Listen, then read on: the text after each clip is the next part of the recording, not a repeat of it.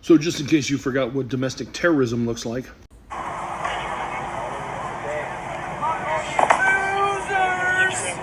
The guy yelling losers is the best part, but let me explain what you're seeing there.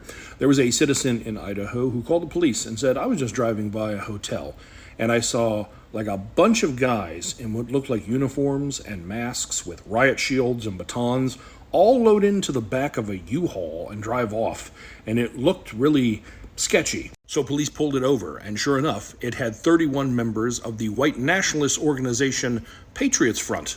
And they were, in fact, armed with shields and batons and smoke grenades, and one guy apparently had a spear. Now, they were all arrested and charged with various crimes, their mugshots and names now being available. And they weren't all residents of Idaho. Most of them came from other states, including quite a few from Texas. In fact, out of all the ones who came from Texas, someone pointed out that they all live in towns that are within like 30 miles at most from Steadfast Baptist Church. That would be these charming folks. These people should be put to death.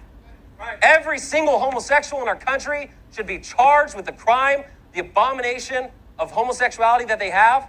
They should be convicted in a lawful trial. They should be sentenced with death. They should be lined up against the wall and shot in the back of the head. That's what God teaches. That's what God teaches, even though I don't recall the firing squad verse.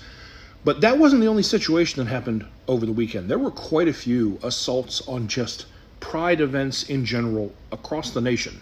Let's call the cops. It's sexual. Thank you. It's sexual.